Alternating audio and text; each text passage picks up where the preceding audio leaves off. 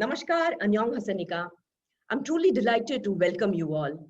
This is Sonu Trivedi, Director of Swami Vivekanand Cultural Center at Embassy of India, Seoul, with all today at the curtain raiser of the India at 75 celebrations in Republic of Korea.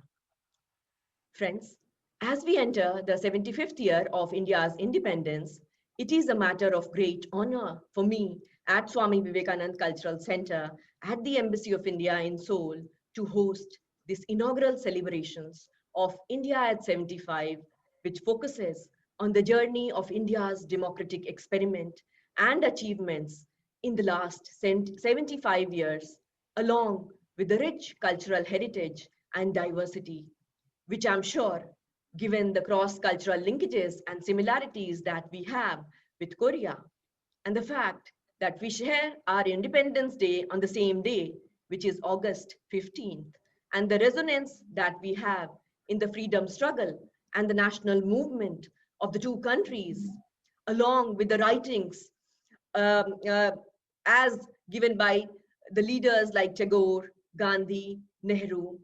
I'm sure all this will strengthen the ties and the never ending interconnectedness between the people of the two countries. Friends, today we are marking the inauguration of India at 75 celebrations at the Embassy of India at Seoul via this digital platform with the congratulatory remarks of His Excellency Mr. Hwang Hee, Minister of Culture, Sports and Tourism of Republic of Korea as the chief guest, and Shri Prahlad Singh Patel, Honorable Minister of Culture and Tourism of Government of India as the guest of honor, along with the presence of Her Excellency Shri Priya Ranganathan, Ambassador of India to Republic of Korea. It is a personal pleasure and delight to welcome all the distinguished speakers and participants from India and Korea to this inaugural ceremony. I'm also extremely delighted to have the blessings of the Prime Minister of India, Sri Narendra Modi, with a short video message that we will be sharing today, which was launched on the March 12th from Sabarmati Ashram at Gujarat at the inauguration of Azadi Ka Amrit Mahotsav, as the Prime Minister himself calls it, which will be followed by a dance and musical rendition on India at 75. With these words, let me call upon Her Excellency Sri Priya Ranganathan for her welcome remarks. Over to you, ma'am. Namaskar, Anyong Shimnika. The Honorable Minister of Culture, Sports and Tourism of the Republic of Korea, Mr. Hwang Lee, Honorable Minister of Culture and Tourism of India, Shri Prahlad Singh Patel, our distinguished guests who have joined us for this very important celebration event that we have today. I welcome you all and extend my warm greetings on this happy occasion. Friends, you would all know that India gained independence on the 15th of August 1947 after an extremely long and arduous struggle against British colonial rule. We will complete 75 years of our journey as a nation on August 15, 2022. In order to mark this very important milestone in our nation's history, the Government of India has decided to launch India at 75 celebrations in India and all over the world as Azadi Ka Amrit Mahotsav. These celebrations, which begin 75 weeks before August 15, 2022, will continue from now until August 15, 2023. At the moment, given the current COVID 19 restrictions on physical gatherings, we have launched these celebrations here in Seoul through this online event and hope to see many of you in person as the year progresses. Friends, to mark this historic achievement and the invocation of the Azadi Ka Amrit Mahotsav, a freedom march was flagged off by the Honorable Prime Minister of India, Mr. Narendra Modi, on the 12th of March this year from Sabarmati in Gujarat. The choice of the date and the place was meaningful. It was on this very date in 1930 that Mahatma Gandhi led a group of the Indian people on the historic Dandi March from Sabarmati Ashram in Gujarat.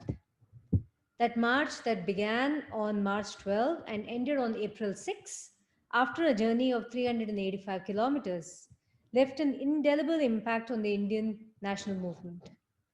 This non-violent salt satyagraha forced the British government to negotiate in concrete terms and proactively with the Indian leadership. Friends, over the past 75 years, India has come a very long way. We have grown immensely as a society, as an economy, as a polity. We have become a force to be reckoned with on the global stage. We have gained the respect of the world for the principled approach with which we meet the challenges that we all face. Our strength remains our people, which is our most precious asset. We, the people of India, stand together as we seek to build on our ancient civilizational strengths and ethos to craft an ever more progressive, liberal, and prosperous society. We have been fortunate in the clear vision of our founding fathers who drafted our constitution, which is the supreme code that outlines the principles, values, vision, and the aspirations of our people. Our constitution lies at the heart of the democracy that we have nurtured and that has nurtured our nation ever since it came into force in January 1950. The Indian tradition of inclusiveness finds full display in our constitution, which makes it a point to ensure that there can be no discrimination against any citizen on any grounds whatsoever. All citizens of India, regardless of caste, creed, race, religion, or gender, are equal and enjoy equal rights in our nation. In our effort to bring about holistic and equitable development of our nation, we have striven to bring the fruits of economic progress to all corners of our country. Over the decades, we have improved our socio-economic indicators everywhere. We have improved our connectivity and our infrastructural strength, both within the country and beyond. We have tried to give our thousands of cultures and languages and dialects space to flourish and grow. We have, in short, tried to fulfill the aspirations of each and every one of the people of independent India. We have witnessed incredible change over these decades. Societal changes, including caste class mobility, have taken place with loosening of rigid caste hierarchies. Economic transformation has taken place with industrialization, urbanization, market led economic policies, and technology led growth. Our people have gone all over the world. Many have made their homes overseas. Many have returned home, but all retain their connections with India, and we value that connection. We are today the world's fifth largest economy and have every confidence of growing even more into a $3 trillion economy in the very near future. Friends, this is a time for us to reflect on all that we have achieved over the past 75 years and at the same time resolve to make our nation and build even more and build an even better future as we go ahead. Our Prime Minister has outlined the 5 pillars of Azadi Ka Amrit Mahotsav: freedom, struggle, ideas at 75, achievements at 75, actions at 75, and resolves at 75. This will inspire the dreams and duties of a free India to move forward, he says. In this context, we at the embassy and the cultural center will be bringing a lot of different types of programs and activities over the next 75 weeks and beyond, so that we are able to really honor this milestone and uh, see how we can celebrate what we have created together and what more we have to create as we go forward. So I thank you all, and I hope very much that all of you will participate enthusiastically in our events over the next few months. Thank you, Jai Hind. Thank you, ma'am. Thank you, ma'am, for your remarks and outlining the message behind India at 75 celebrations. As rightly said, this 75 weeks of Azadi Ka Amrit Mahotsav will be celebrated for 75 weeks before 75 years of India's independence and 75 weeks also after it, which will be completed finally on 15th August 2023. We look forward to many more engagements on the 5 pillars of India at 75 in future, which includes freedom struggle, ideas at 75, achievements at 75, actions at 75, and resolve at 75. With this, we now move over to a short video message by Prime Minister of India, Shri Narendra Modi. This is an extract of the video message which he delivered at the inauguration of the curtain raiser activities of the Azadi Ka Amrit Mahotsav from Sabarmati at Gujarat.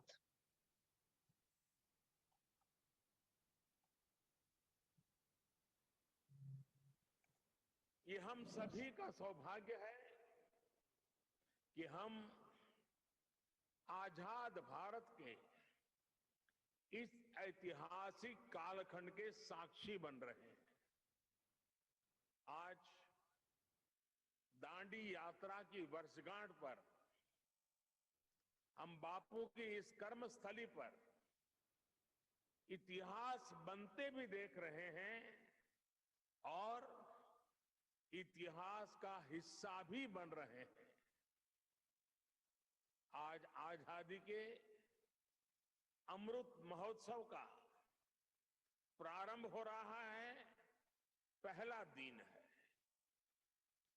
Amrit Mahotsav 15 अगस्त 2022 से 75 सप्ताह पूर्व आज प्रारंभ हुआ है और 15 अगस्त 2023 तक चलेगा।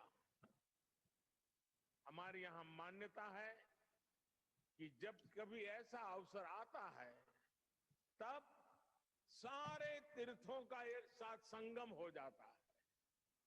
आज एक राष्ट्र के रूप में भारत के लिए भी ऐसा ही पवित्र अवसर है। आज हमारे स्वाधीनता संग्राम के कितने ही पुण्य तीर्थ, कितने ही पवित्र केंद्र साबरमती आश्रम से जुड़े रहे हैं। स्वाधीनता संग्राम की पराकाष्ठा को प्रणाम करने वाली अंडमान की सेल्यूलर जेल, अरुणाचल प्रदेश से एंग्लो इंडियन वॉर की गवाह केकर मॉर्निंग की भूमि, मुंबई का अगस्त क्रांति मैदान, पंजाब का जलियांवाला बाग, उत्तर प्रदेश का मेरठ, काकोरी और झांसी, देश भर में ऐसे कितने ही स्थान पर आज एक साथ इस अमृत महोत्सव का श्री गणेश हो रहा है।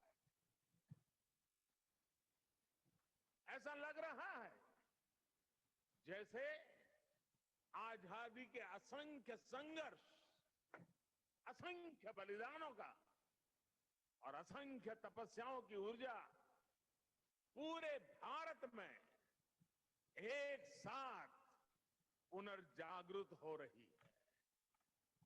मैं इस पुण्य अवसर पर बापू के चरणों में अपने श्रद्धा सुमन अर्पित करता हूं। मैं देश के स्वाधीनता संग्राम में अपने आप को आहूत करने वाले, देश को नेतृत्व देने वाली सभी महान विभूतियों के चरणों में आदरपूर्वक नमन करता हूं, उनका कोटि कोटि वंदन करता हूं।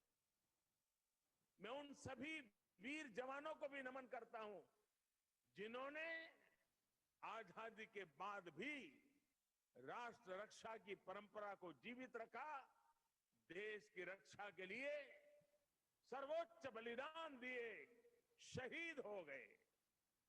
जिन पुण्य आत्माओं ने आजाद भारत के पुनर्निर्माण में प्रगति की एक एक ईंट रखी, 75 वर्ष में देश को यहां तक लाए, मैं उन सभी के चरणों में भी अपना प्रणाम करता हूं। साथियों, जब हम गुलामी के उस दौर की कल्पना करते हैं जहां करोड़ों करोड़ लोगों ने सदियों तक आजादी की एक सुबह का इंतजार किया, तब ये एहसास और बढ़ता है कि आजादी के 75 साल का अवसर कितना ऐतिहासिक है, कितना गौरवशाली है। इस पर्व में शाश्वत भारत की परंपरा भी है, स्वाधीनता संग्राम की परछाई भी है और आजाद भारत के गौरवान्वित करने वाली प्रगति भी है। That was the inspiring message from the Prime Minister of India, Shri Narendra Modi. We now move over to the chief guest of today's ceremony, His Excellency Mr. Hwang Hee, the Honorable Minister of Culture, Sports and Tourism from Republic of Korea. It is an honor to have the congratulatory remarks from the Honorable Minister. 안녕하십니까. 대한민국 문화체육관광부 장관 황희입니다. 2022년은 인도 독립 75주년이 되는 해입니다. 독립의 기쁨을 더하는 뜻깊은 자리에 초대해 주신 스리프리아 랑가나탄 주한 인도 대사님, 함께해 주신 브랄라드 싱 파텔 인도 문화관광부 장관님께도 반가운 마음을 담아 감사 인사를 전합니다. 8월 15일은 인도의 독립일이자 대한민국이 식민 지배에서 벗어나 마침내 주권을 되찾은 광복절이기도 합니다. 그 시절 강대국의 폭력에 맞서 싸웠던 두 나라는 이제 서로의 독립을 축하하는 친구이자 미래를 도모하는 동반자가 되었습니다. 같은 고난과 시련을 이겨낸 동지로서 두 나라가 긴 시간 쌓아온 신뢰와 유대 역사는 희망의 새 역사를 향해 힘차게 나아가고 있습니다. 지난해 인도의 중등학교에서 한국어가 제2외국어로 채택되는 기쁜 일이 있었습니다. 이를 계기로 언어의 장벽은 낮아지고 심리적 거리는 더욱 가까워졌습니다. 올 하반기에는 허왕우 기념공원이 완공됩니다. 근 2000년 전 인도 아유타국의 공주가 한반도 남단의 가야국으로 건너와 김수로 왕과 부부의 연을 맺었듯이 양국의 우애는 더욱 깊어지고 교류와 협력은 크게 확대될 것입니다. 아름다운 허왕우 기념공원이 양국의 번영을 약속하는 상징이자 고대로부터 이어지는 인연을 기억하는 뜻깊은 장소가 되어줄 거라 믿습니다. 진심으로 인도의 독립 75주년을 축하합니다. 75주간 이어지는 이번 행사를 통해 자유와 평화의 정신이 세계 곳곳에 가닿기를 바랍니다. 평화로 가는 길은 없다. 평화가 곧 길이다. 오래전 한국의 독립을 격려했던 간디의 가르침을 되새기며 한국과 인도가 함께 만들어가는 평화와 번영의 미래가 세계를 밝히는 등불이 되기를 바랍니다.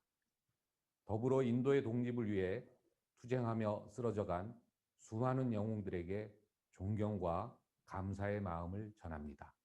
고맙습니다. Thank you, Excellency, for the congratulatory remarks and also for highlighting on the shared history and cultural ties between the two countries. We are now extremely delighted to have the remarks from the Honorable Minister of Culture, Tourism from Government of India, Shri Prahlad Singh Patel.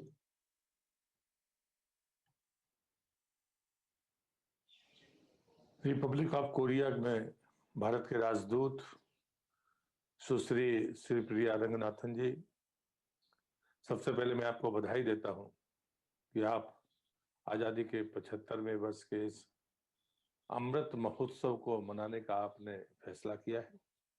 इस कार्यक्रम की मुख्य अतिथि Republic of Korea के संस्कृति, खेल एवं पर्यटन मंत्री एक्सीलेंसी मिस्टर हवांग ही, मैं आपका इस कार्यक्रम में हृदय से स्वागत करता हूं और आपका आभार भी प्रकट करता हूं।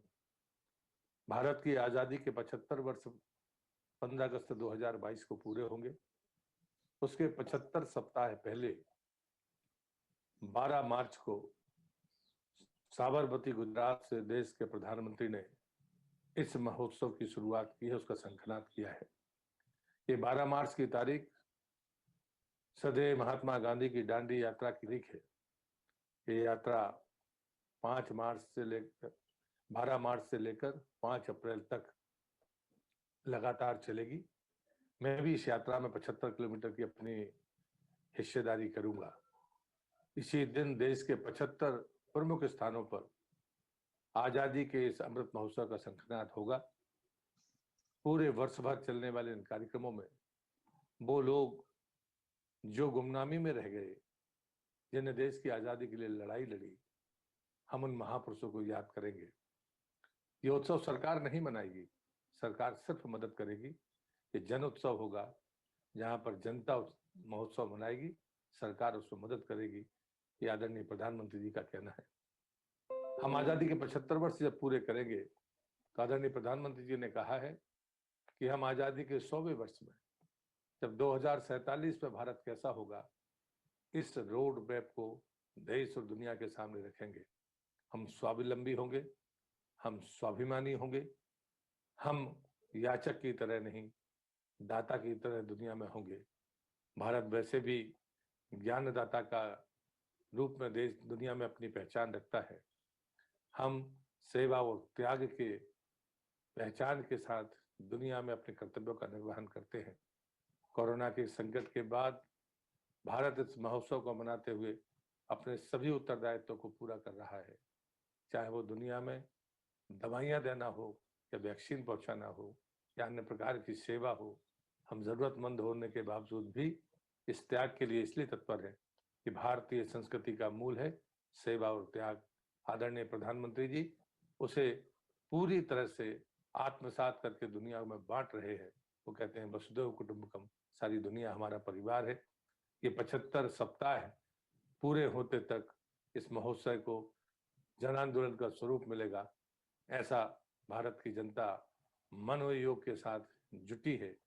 मैं फिर से कोरियन एम्बेसी को, कोरियन रिपब्लिक ऑफ कोरिया को हृदय से धन्यवाद देता हूँ, शुभकामनाएं देता हूँ। इस अमृत महोत्सव में आपकी भागीदारी के लिए बहुत बहुत आभार। वंदे मातरम। बहुत बहुत धन्यवाद माननीय मंत्री जी का।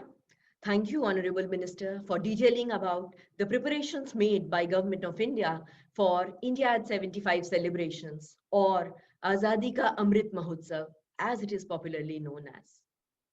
We now move over to the next section of our today's ceremony. Here, we'll showcase a dance and musical rendition on India at 75. This is a presentation by Indian Council of Cultural Relations.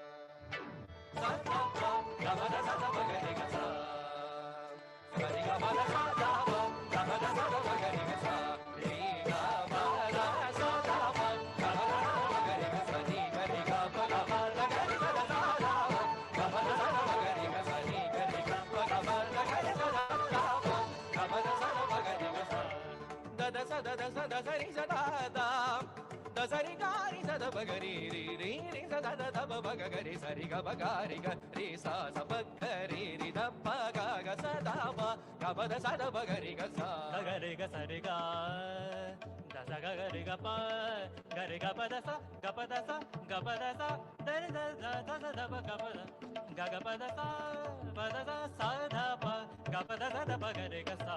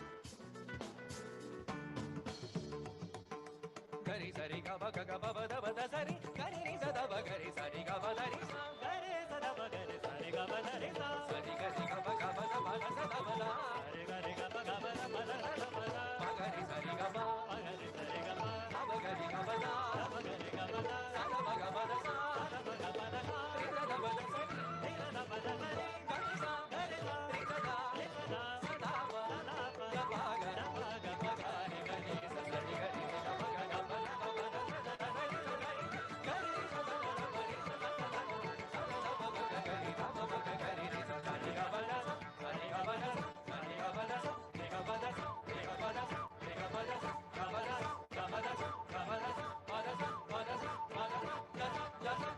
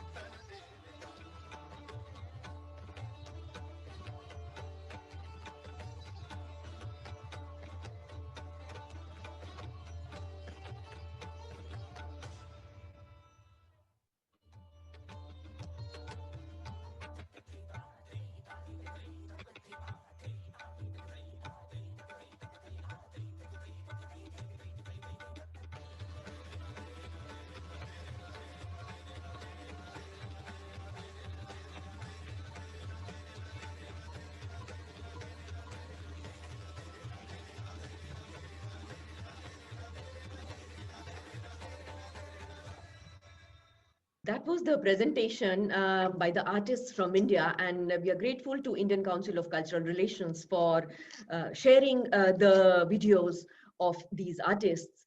I'm sure after the travel restrictions are eased, we'll be able to invite these troops here for a live performance in Republic of Korea. With these words, we now move over to the next presentation where we have a short video which showcases the incredible India as prepared by a Korean YouTuber, Miss Park Jiwon. And friends, let me tell you that this YouTube video has been prepared in Hindi by a Korean YouTuber. And the title of the video is Why Do I Love India?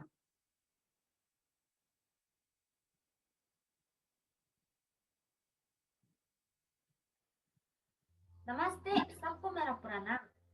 पहले मैं Indian embassy को मेरा धन्यवाद कहना चाहूंगी क्योंकि Indian embassy ने मुझे ऐसा मौका दिया है मेरा दूसरा देश भारत के बारे में मेरा प्यार और ज्यादा जानने की चाहत को मेरे पसंदीदा भाषा हिंदी में प्रस्तुत कर सकूं। इसलिए इंडियन एम्बेसी को मेरा कोटि प्रणाम। इस वीडियो शुरू करने से पहले मैं मेरा छोटा सा परिचय देना चाहती हूँ। मेरा नाम जीवन पार्क है, मैं कोरियन हूँ। बचपन से इंडिया में बहुत दिलचस्प हूँ। मैं भारत के खाना, सिनेमा, संस्कृति, परंपरा के बारे में वीडियो बनाया है और अपलोड किया है। तो चलिए भारत की सफर शुरू करते हैं और भारत से मैं इतना क्यों आकर्षित हूँ जान लेते हैं। भारत एक वैविध्य देश है। भाषा में, संस्कृति में, खाने में, परंपरा में, जीवन शैली में ऐसे ही कई सारे विविधता से भारत चमकता है। भूखे बाजन ना हुए को पाला। तो चलिए भारत सफर का पहला चरण खाना, तो खाने का स्वाद का आनंद बातों में प्रस्तुत करेंगे।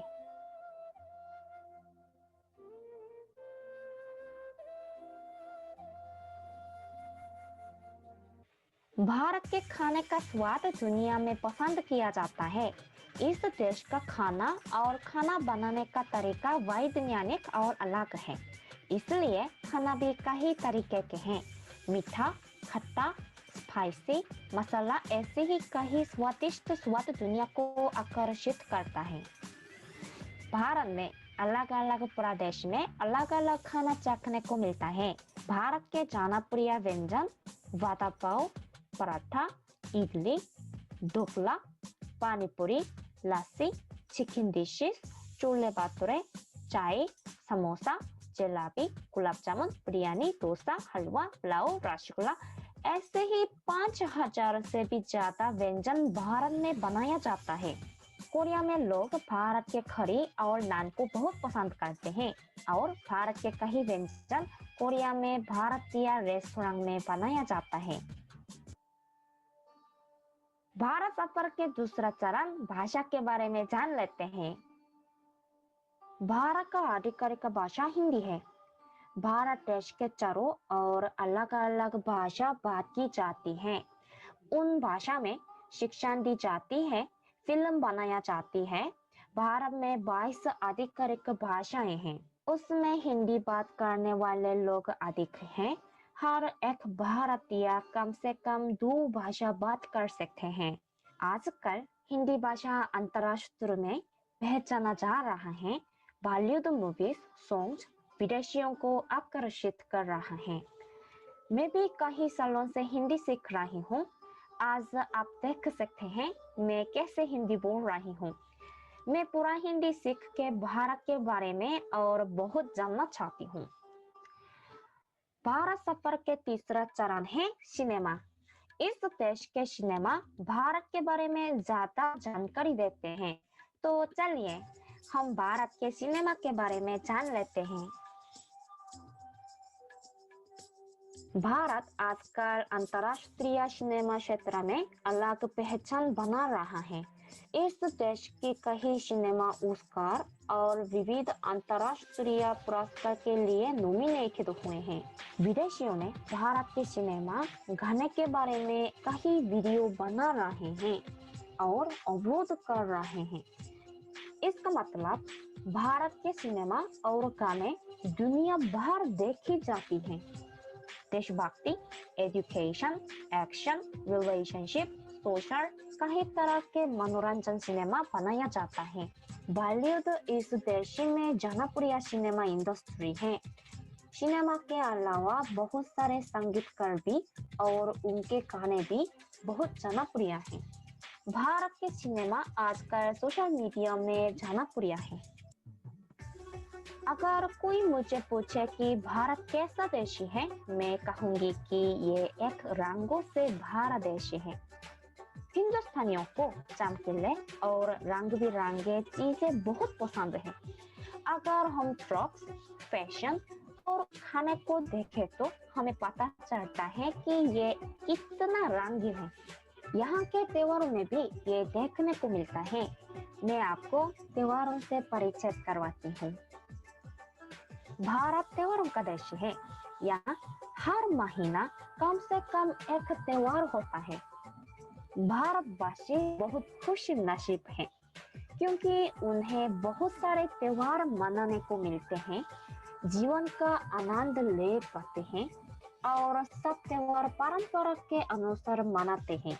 जैसे रंगों का त्योहार होली, दिए जलाकर जीवन रोशन करने वाली दिवाली, लोगों में अन्यथा भाव और प्यार बांटने वाली गणेश चतुर्थी और दुष्ट लोग और शक्तियों का नाश करने वाली माँ दुर्गा की नवरात्रि। ऐसे ही भारत के कई धार्मिक त्योहार दुनिया को आकर्षित करते हैं। हर एक त्योहार का एक महत्वपूर्ण इतिहास है और त्योहार का मनाने का तरीका अलग है। मैं भगवान से हमेशा ये प्रार्थना करती हूँ कि भारत के सभी त्योहार का आनंद ले सकूं और उन त्योहारों की विशेषता को समझ सकूं और मेरे अनुभव को दुनिया के आगे प्रस्तुत कर सकूं। भारत एक बड़ा देश है और इस देश में बहुत सारे आकर्षणीय पर्यटन स्थल हैं। तो चलिए हमारे अगले चरण भारत के पर्यटन स्थल है। उन पर्यटन स्थलों का सफर करते हैं। जब विदेशियों भारत पर्यटन करने के बारे में सोचेंगे तो पहले वो दिल्ली सिटी का नाम याद करेंगे क्योंकि दिल्ली भारत का राजधानी है और भारत के शान ताजमहल को इमेजिन करेंगे जो पर्यटक का केंद्र बिंदु है। भारत में कई यूनेस्को हेरिटेज साइट हैं।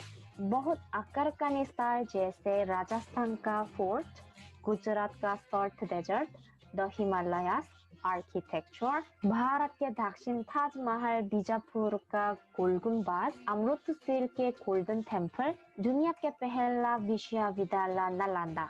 भारत में कई पौराणिक स्थल हैं जैसे काशी, अयोध्या, प्रयागराज, हरिद्वार। ऐसे कई स्थल भारत के पौराणिक कथा बताते हैं। इसके अलावा कई तरह के वन्यजीवी हैं। वेस्ट बंगाल का बंगाल टाइगर, कर्नाटक का एलिफेंट, पीकॉक, ऐसे कई वन्यजीवी सिर्फ भारत में देखने को मिलेंगे। ऐसे बहुत सारे आकर्षक स्थल हैं, इसलिए एक बार तो भारत का सफर करना चाहिए।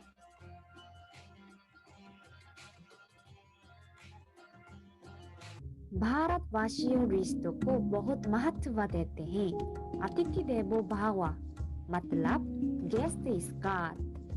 भारत में गेस्ट यानी कि अतिथियों को भगवान समान देखते हैं और उनका ख्याल रखते हैं। परिवार समाज में मिलजुल कर प्यार से रहते हैं। भारत में कई सारे धर्म जातियां हैं, फिर भी लोग सहोदरता और प्यार से मिलजुल कर रहते हैं। भारतवासी सुखी से रहने को कई तरीका अपनाया है। भारत के जीवन शैली एक ऐसा उदाहरण है जैसे हमें जान सकते हैं कि मानव कैसे अपने आप को कैसे खुश रख सकता है और खुशी जीवन के लिए क्या जरूरी है। हमारे जीवन में एक बार तो भारत का सफर करना चाहिए और भारत के इस अद्भुत जीवन शैली को देखना चाहिए। बस इतना ही नहीं, भारत की इकोनॉमी, सॉफ्टवेयर, एग्रीकल्चर, इंडस्ट्रीज कई अनेक क्षेत्र में विदेशियों का आकर्षित कर रहा है।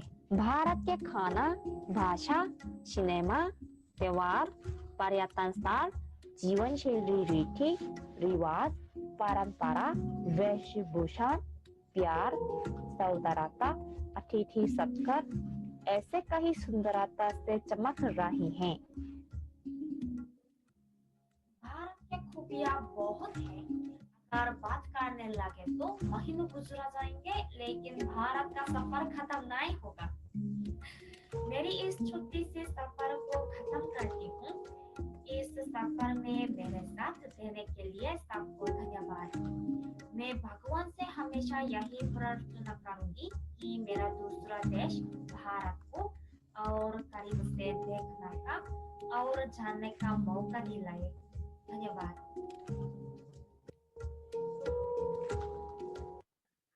Thank you, Ms. Park Jiwon, for preparing this beautiful video in Korean on India. I'm sure this will motivate many of our Korean friends to make many more videos.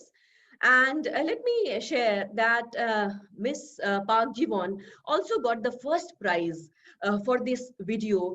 And recently, let me also share that recently we had organized a Hindi video blogging competition. And this was the first prize entry in that video blogging competition. Congratulations to Ms. Park Jiwon once again for preparing this video.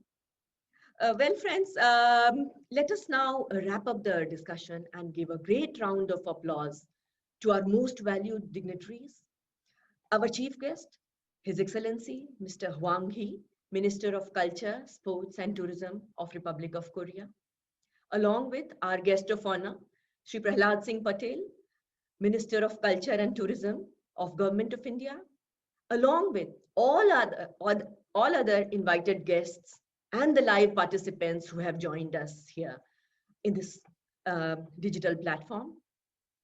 As we are entering into the 75th year of independence, we hope to carry forward the legacy of our freedom fighters, their struggle for independence, and the legacy of the builders of modern India, along with the rich democratic traditions of India for the years to come. Special thanks goes to the main pillar of the embassy and the Indian Cultural Center, our ambassador, Her Excellency Shri Priya Ranganathan. Thank you, ma'am, for your encouragement and support for all such endeavors. We have also been fortunate enough to be backed by a team of very motivated and dedicated colleagues at the Embassy of India and the team of Swami Vivekananda Cultural Center. I extend my sincere thanks to them for their enormous support in organizing this ceremony and providing all logistics and technical support. I would also acknowledge the support provided by Indian Council of Cultural Relations by sharing the dance and musical video of the artists from India. Finally, I would like to take this opportunity to place on record our hearty thanks to all the live participants present here today. We are here because you are. Stay tuned to our social media handles for more updates about our upcoming events. A big thanks in the end to all the people of Korea who have always been so open and receptive to cultures from across the world. Well, friends, thanks once again for joining this celebrations with us on this digital platform. Thank you, Kamsahamnida. And in the end, let me, friends, also announce that as a part of India at 75 celebrations, we have started a new series on cultures of India. And the first edition will be held next Friday at the same time, which is 3 p.m. You can join us for the online celebration of our famous cultural festival, which is Holi. So we will try to celebrate this festival of color, Holi, along with all the Indian and Korean friends at this digital platform. I welcome you all and hope to see you next Friday at 3 p.m. Thank you. Kamsahamnida.